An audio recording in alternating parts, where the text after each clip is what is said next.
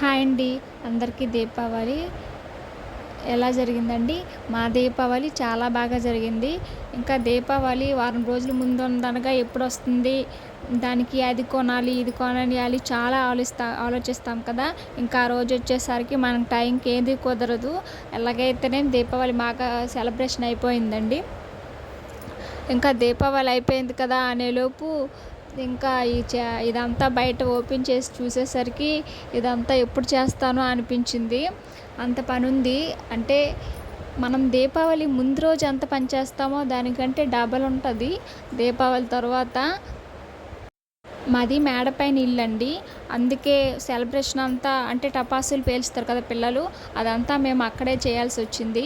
అందుకు అదంతా ఎత్తేసి, దీపాలు, ఆ పువ్వులు అన్ని తీసేసి చాలా టైం పట్టింది. నాకు చాలా పెద్ద పని అనిపించిందనమాట. తర్వాత మరుసటి రోజు అదంతా చూసేసరికి ఇంకా అదంతా బాంబులు పేల్చారు కాబట్టి అదంతా కడగాలి. కడిగేసి ముగ్గు పెట్టేసి ద్వారబంధాలు అవన్నీ క్లీన్ చేసేసిన తర్వాత ఇంకా పూజా సామాగ్రి కూడా తోమానండి.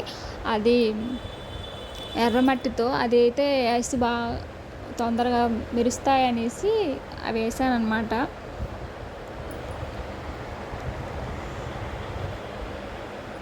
ఇంకా నైట్ కూడా మా పిల్లలు బాంబులు పేల్చారు. అది మీకు చూపించలేదు.